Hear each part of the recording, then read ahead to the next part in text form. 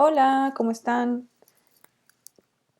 Hoy vamos a empezar una nueva modalidad en la clase a distancia, que es las clases grabadas. De esta manera vamos a tener clase conmigo, pero no van a estar conectados al mismo tiempo que yo. ¿Ok? Vamos a pasar a otro tema que es la entrevista cualitativa, que es una técnica que también tenemos que revisar, que ya nos toca revisar y que también tenemos que hacer una práctica de esta entrevista. En realidad ustedes ya deben estar familiarizados con la entrevista cualitativa. Seguramente han hecho algunas entrevistas por ahí en algunas otras clases que tienen que ver con la entrevista cualitativa, pero no son entrevistas cualitativas, sino que responden a otro tipo de procesos y a otro tipo de procedimientos que no tienen que ver con la investigación, pero sí con el entretenimiento, con la indagación de ciertos temas, con el otro tipo de acercamientos a la realidad. Bueno, primero que nada tenemos que entender qué es la entrevista cualitativa. La entrevista cualitativa es una conversación estructurada y dirigida entre dos personas. Esto quiere decir que es una conversación de la que nosotros hemos hecho un guión y que tenemos que seguir puntualmente en la medida de lo posible. Ahorita vamos a ver por qué esto en la medida de lo posible.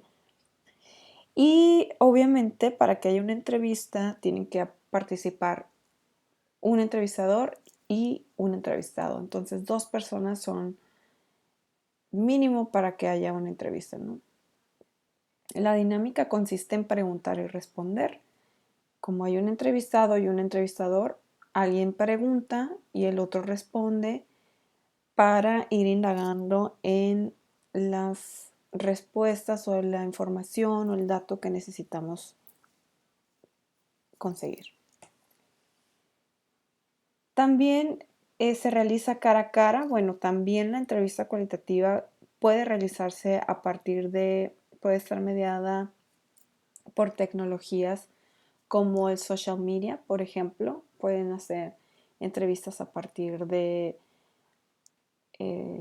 redes sociales como las ventanas de Facebook, Messenger, pueden hacer entrevistas a través de WhatsApp o pueden hacer entrevistas a través de otros dispositivos, por ejemplo, el teléfono, pueden hacer entrevistas por Skype, pueden hacer entrevistas por Met, pueden ser entrevistas vía Zoom.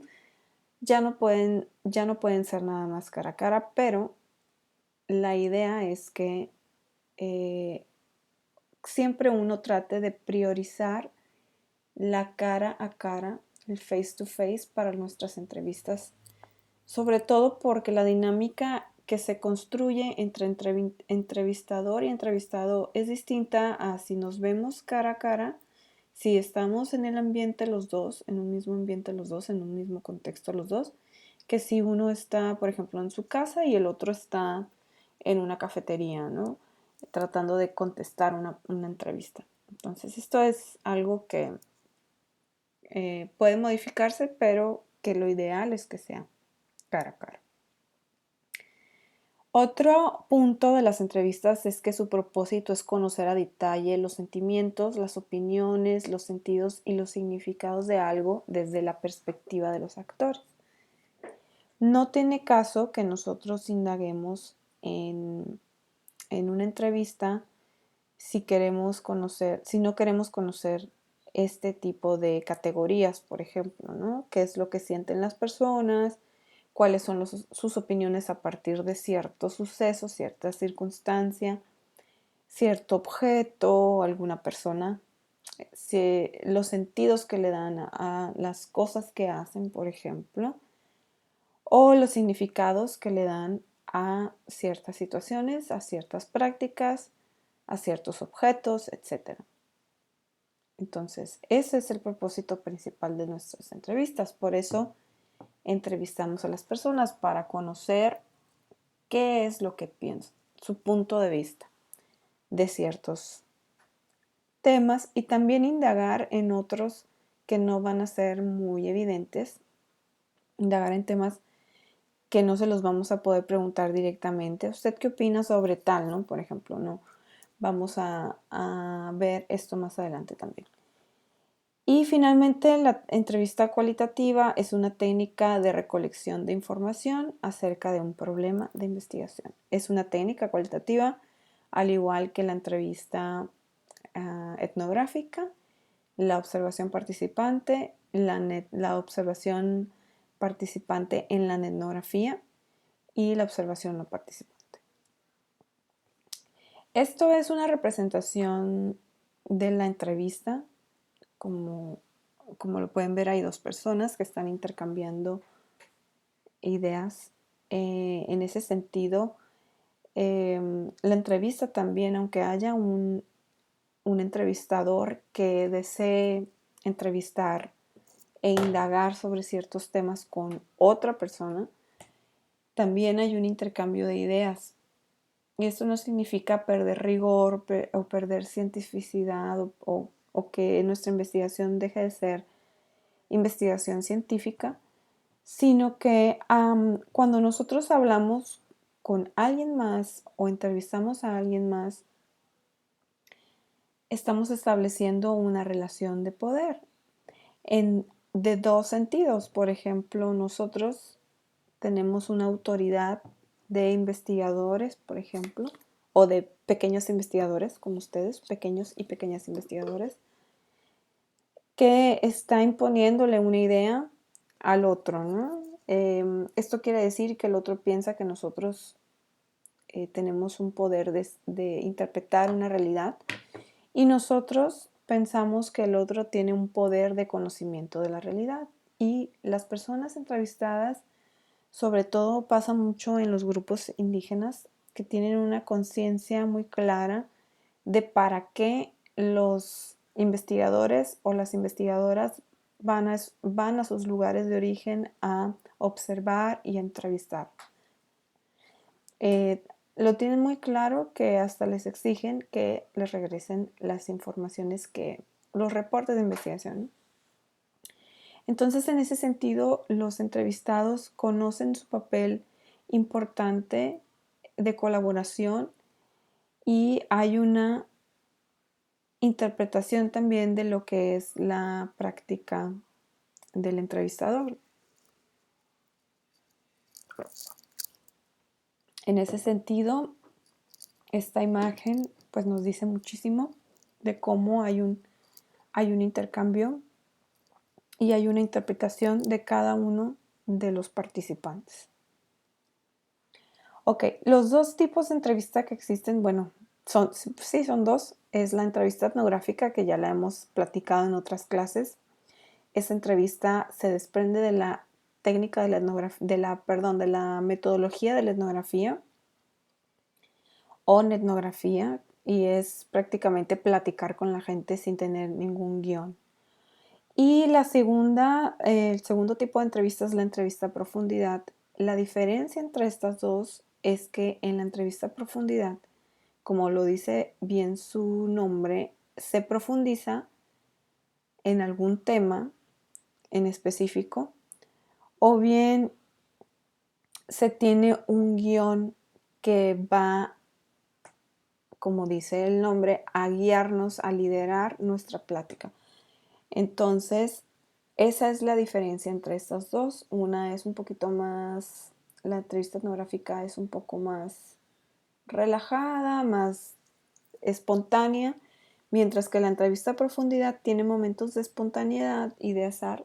Sin embargo, es una entrevista muchísimo más planeada. Por eso al principio decíamos que era una entrevista cualitativa, estructurada, que nosotros hemos pensado y hemos armado de esa manera para recolectar la información que a nosotros nos interesa para contestar nuestra pregunta de investigación. Lo vuelvo a repetir, no es la información que nosotros queremos escuchar, sino la que nos interesa para contestar la pregunta de investigación. Y bueno, en estos dos tipos de entrevistas podemos hacerlas grupales, en ambas. Pueden ser una persona con una persona o puede ser en un grupo de personas. Como ya veíamos en el video en el documental de Él es Dios, ¿se acuerdan? Que había los investigadores hacían entrevistas con las personas que vivían en las comunidades y eran entrevistas con varias personas, eran entrevistas grupales. Muy bien, vamos a indagar un poco más en lo que es, ahora se aplica la muletilla, en lo que es la entrevista a profundidad. Ok, bueno, en la entrevista a profundidad tiene una parte importante que ya platicábamos con la imagen anterior que veíamos aquí en la pantalla, que es el entrevistador y es la persona que dirige la entrevista. Esta persona tiene varios papeles que cumplir durante las entrevistas. Uno, primeramente, es escuchar activamente y ser neutral en todo lo que pueda comunicar al otro. Escuchar activamente quiere decir que nosotros tenemos que estar atentos a lo que el otro nos diga. Es decir, poner atención e indagar en las preguntas que no nos quedan claras, en algunas ideas que no nos queda muy claro lo que nos está diciendo, pues hay que volver a preguntar de manera respetuosa para poder obtener la información que queremos. Esto es escuchar activamente. Ser neutral significa que nosotros tenemos que cuidar desde nuestra ropa, es decir, cómo vamos vestidos a la entrevista, cómo nos peinamos, qué nos ponemos, qué tipo de color de ropa nos ponemos, qué zapatos debemos de llevar. Esto es muy importante porque todo lo que, acuérdense lo que dice la Escuela de Palo Alto, todo lo que nosotros decimos y no decimos comunica, todo comunica. Entonces nuestra ropa va a comunicar.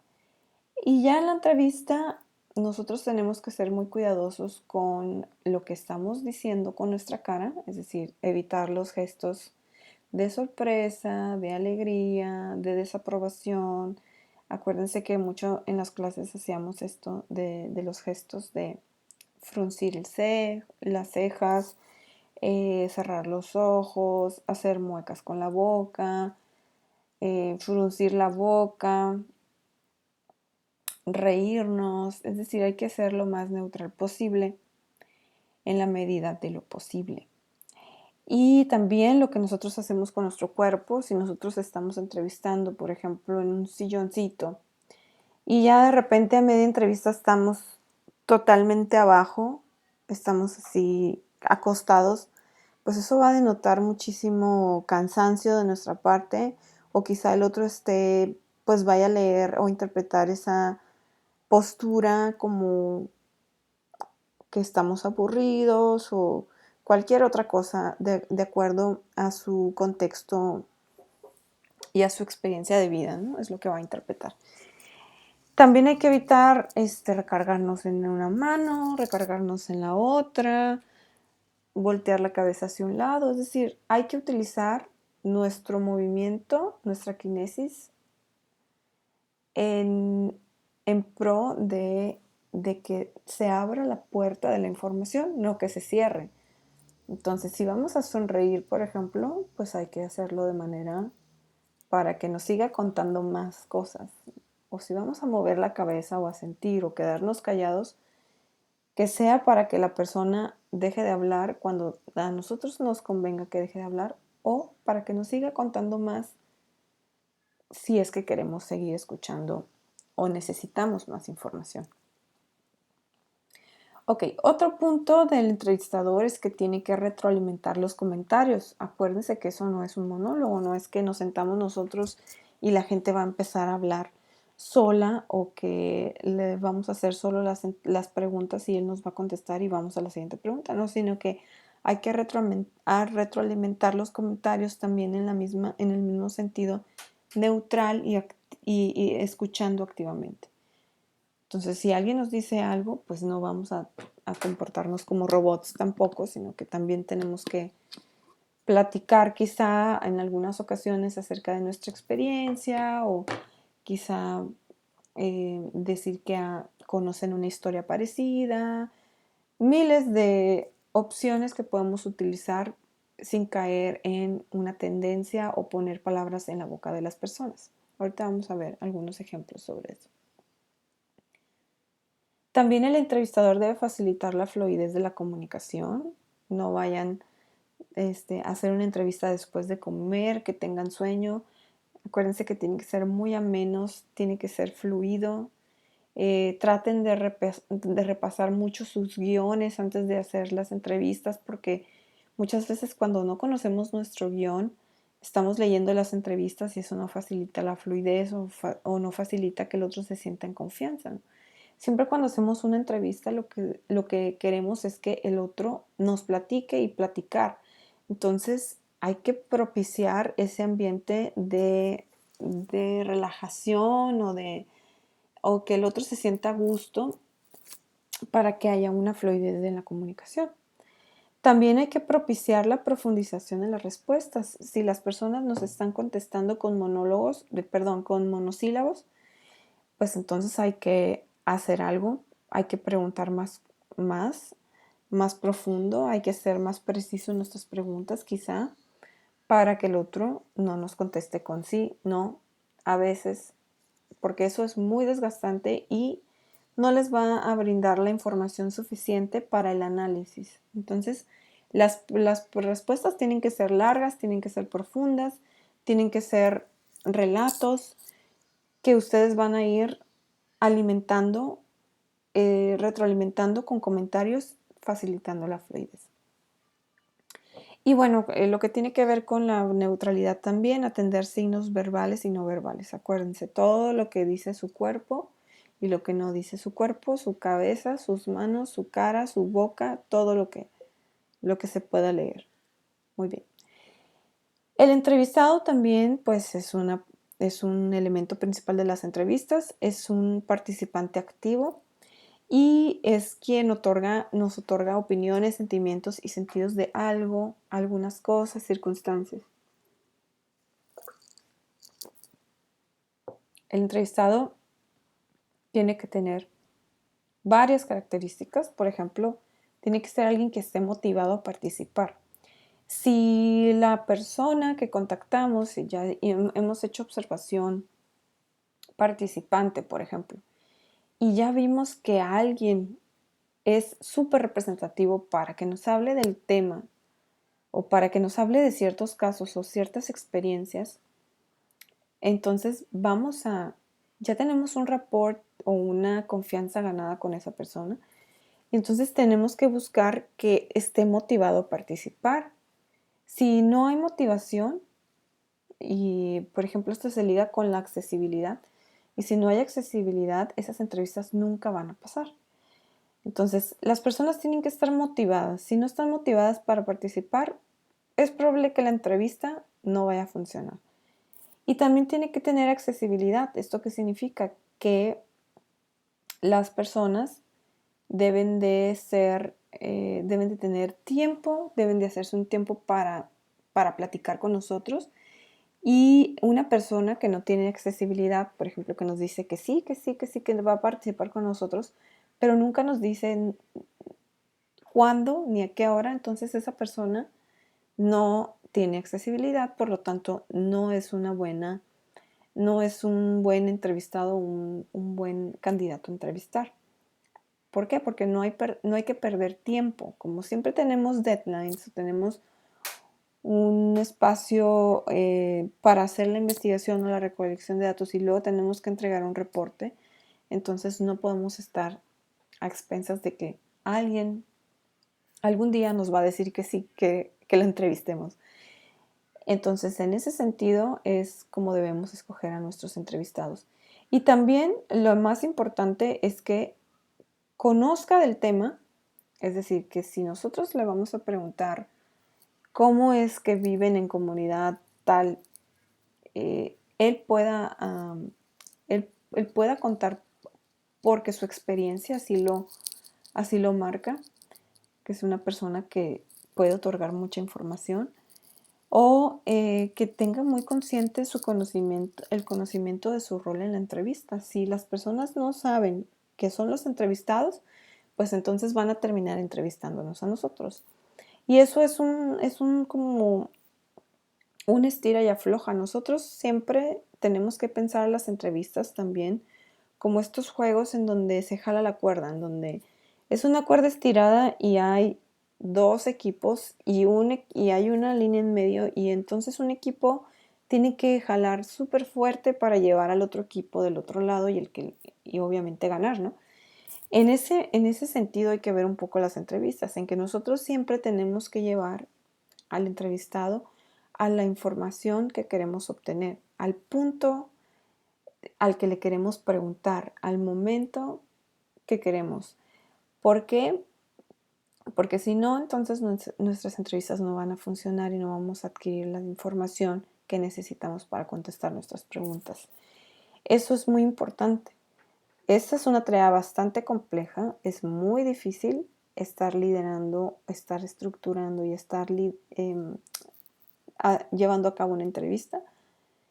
Y porque siempre tenemos que estar jalando al entrevistado hacia el punto donde queremos, porque las personas hablan y hablan y hablan y hablan y llega un momento en que puede ser que se pierdan o, como dicen coloquialmente, que agarren monte y allá se queden. Entonces nuestro trabajo es devolverlos al lugar a donde nosotros necesitamos.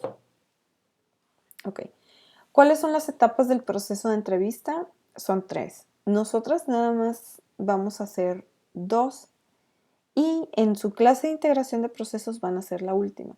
Nosotros aquí lo que vamos a hacer con las entrevistas o lo que vamos a trabajar en esta clase va a ser la planificación. ¿Cómo? Pues vamos a tener que hacer guiones, vamos a tener que buscar nuestros informantes, a nuestros candidatos a entrevistar. Tenemos que generar las entrevistas, las agendas, etcétera, etcétera. Y bueno, pues también preparar todo lo que tenga que ver con la realización de la entrevista, ¿no? Nosotros cuando hemos observado y decimos, esa persona puede hablarme muy bien acerca de esta experiencia que yo quiero indagar, entonces ya estamos teniendo un informante clave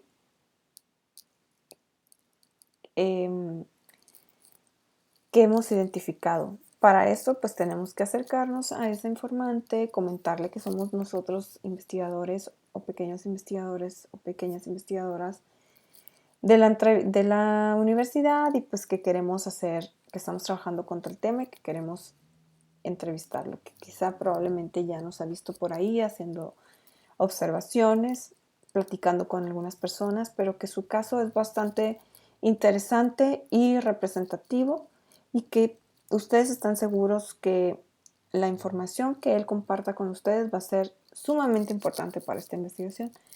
Entonces, en ese sentido, si la persona les dice que sí, ustedes siempre tienen que preguntar en dónde ellos quieren ser entrevistados, porque nosotros no podemos imponer los lugares. Siempre hay que dejar que los entrevistados nos digan en dónde, para que ellos se sientan a gusto. La duración de las entrevistas tiene que ser más o menos de 1 hora y media, 2 horas máximo. Las personas se cansan después de 2 horas de estar siendo entrevistadas, créanme.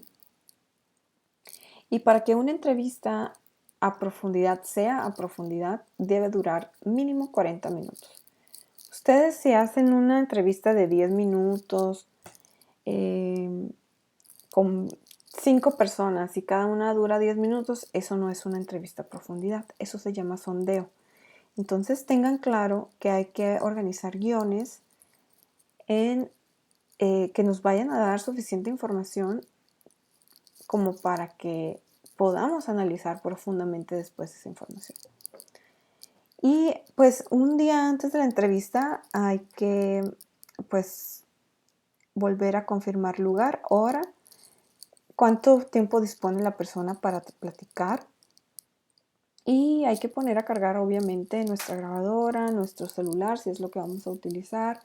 hay que llevar nuestras libretas, hay que avisarle a las personas que las vamos a grabar, que siempre estas entrevistas son confidenciales, que las entrevistas son anónimas, que nada de lo que digan se va a relacionar con su nombre, que no se van a utilizar los nombres. Y hay que llevar preparado un acuerdo de confidencialidad y sí, es de confidencialidad y se le llama acuerdo de consentimiento, en donde ellos, las personas que ustedes van a entrevistar, firman para dejar claro que aceptan que su información sea utilizada en un trabajo de investigación. ¿Ok? Bueno, la realización pues ya es el momento en que ustedes van a realizar la entrevista: introducción, desarrollo y salida. Siempre tiene que tener estas tres partes.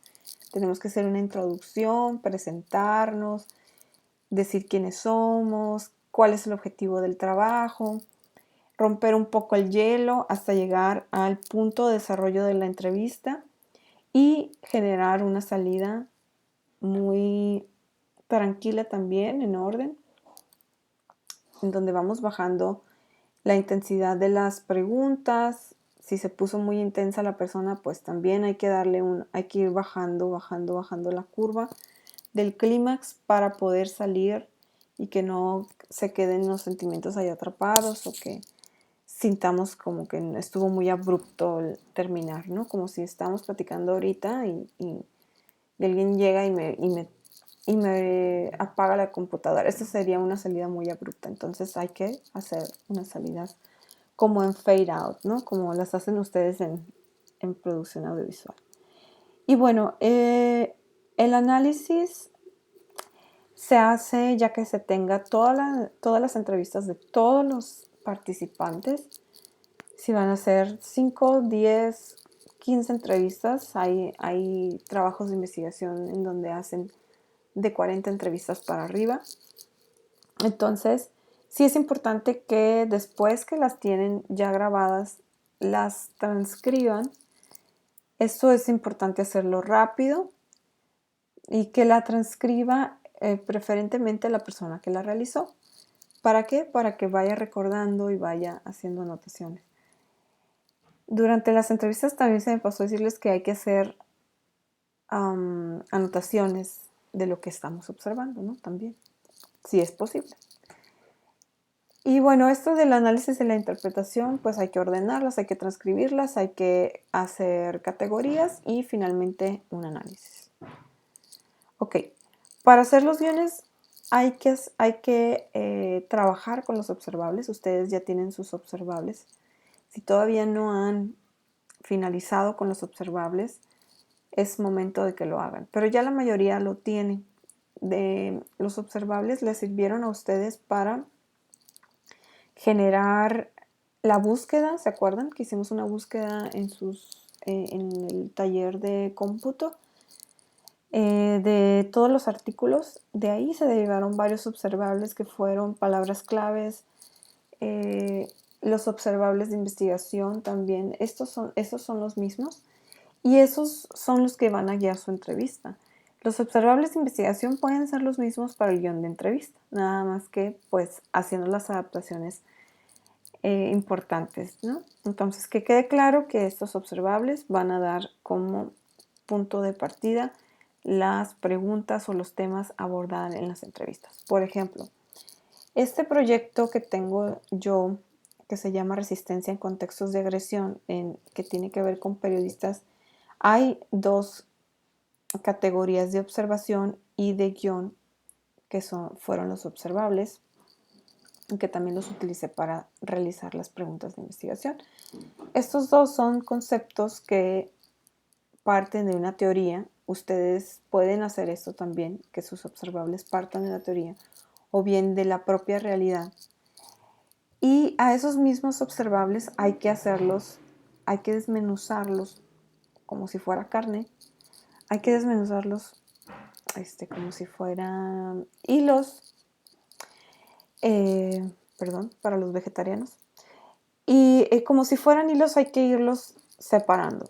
Entonces, Agencia tiene varios observables. Por ejemplo, si yo voy a observar la agencia, que la agencia es la teoría dice que es una capacidad de los sujetos de volverse actores sociales mediante la capacidad de poder hacer o poder decidir libremente. En ese sentido, pues yo tengo aquí varios observables que se desprenden de agencia. Por ejemplo, un periodista que tiene agencia, pues lo va a demostrar, por ejemplo, cuando defiende y decide sobre temas para publicar, porque casi todos los temas que se publican en los periódicos, pues emanan de una agenda y de una línea editorial, si se acuerdan de eso, ¿verdad? Bueno, también la experiencia personal que tenga, experiencia personal en términos de todo lo que ha experimentado en otros medios de comunicación, la formación que tenga, si es que tiene una experiencia personal de rebeldía, por ejemplo, eso también nos va a hablar de agencia.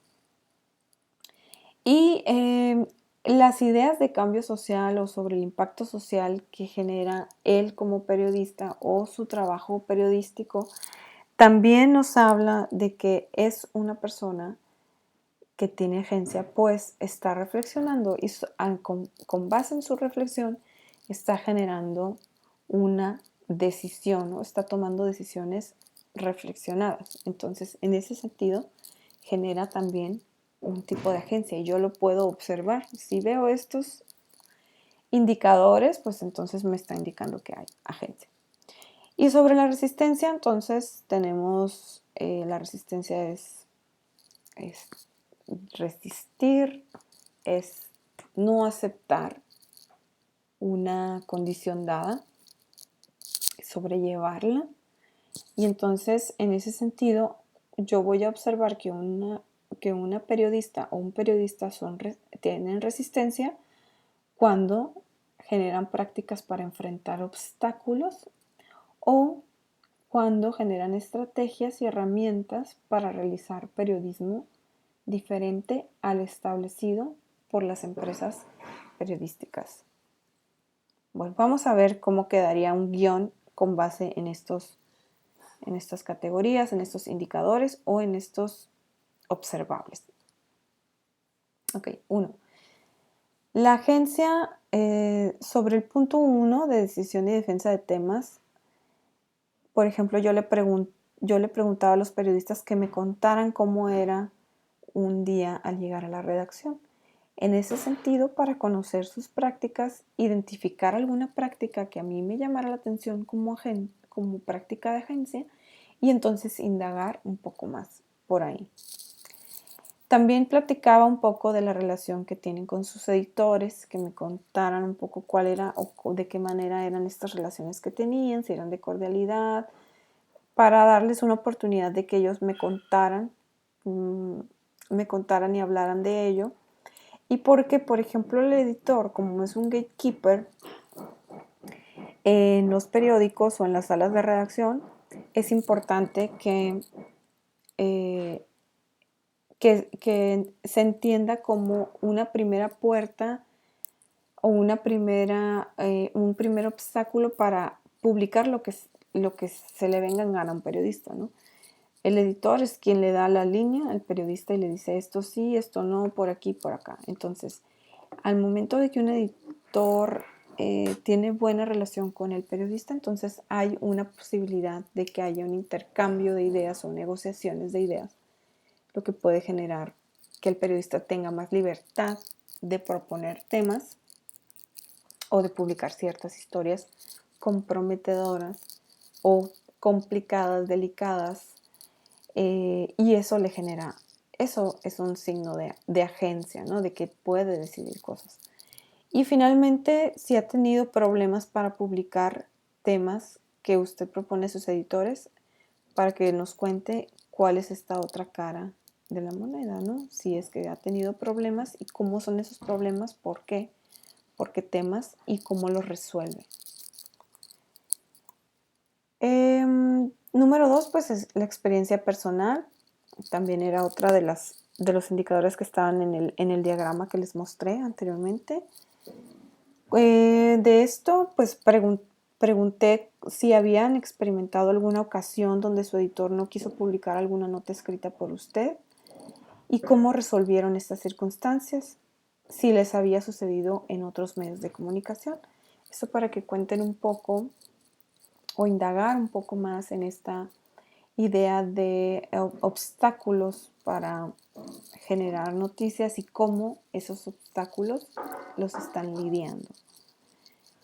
Finalmente, bueno, digo finalmente, pero es solo una parte del diagrama, el cambio social o las ideas sobre el impacto social, cómo consideran que su trabajo publicado impacta a la sociedad, de qué manera y qué es lo que creen que cambia socialmente cuando las personas leen sus noticias. Estas son informaciones súper, son preguntas que nos van a dar información muy larga, que los periodistas hablen mucho. Y si no, pues entonces hay que preguntar, hay que indagar cómo y por qué, utilizando las preguntas por qué y cómo, ¿no? Entonces, pueden ustedes regresarle a estas preguntas, pueden revisar las estructuras de las preguntas. Fíjense que son preguntas estructuradas específicamente para que los sujetos nos digan cosas, nos cuenten cosas y se aperturen en abrir su privacidad de alguna manera y que nos cuenten mucho. No son preguntas que se van a responder con sí o con no. Esas preguntas no nos ayudan. Recuerden esto. Y recuerden que pues hay que tener siempre muchísimo respeto por el otro. Hay que quitarnos estos juicios de valor. No hay que poner palabras en la boca de las otras personas. Si se dan cuenta, si revisan ustedes estas preguntas, jamás se habla de problemas. Por ejemplo, en esta parte de las experiencias personales, yo hago alusión en el diagrama de que hay obstáculos, pero cuando yo pregunto sobre obstáculos, que quiero que me hablen de los obstáculos, si ustedes revisan esta diapositiva de las preguntas, jamás utilizo la palabra obstáculos. ¿Por qué? Porque esa es una interpretación mía y no quiero que el otro, no quiero poner esa palabra en la boca del otro, sino que quiero realmente indagar cómo es que él ve, por ejemplo, el hecho de que un editor no quiera publicar su noticia. ¿Cómo lo está viendo él? Yo lo veo como obstáculo, pero ¿cómo lo ve él? Por eso en estas preguntas no utilizo esa palabra. Por ejemplo, en esta parte en donde dice cómo resolvió la circunstancia, ahí muy mal hubiera podido poner cómo resolvió este obstáculo, pero eso ya es una interpretación que yo estoy haciendo. Entonces, hay que tener mucho cuidado con poner en las preguntas también juicios de valor, adjetivos. Acuérdense que nosotros no estamos para hacer juicios, estamos para entender una realidad, para explicarla y para describirla. ¿Ok? Bueno, pues muchísimas gracias. Cualquier pregunta, escríbanme a mi correo diana.merchant@uabc.edu.mx y les voy a dejar un par de videos como actividad para que los revisen, para que los vean y para que en uno hagan una reflexión. ¿Ok? Nos vemos, estudiantes. Chao.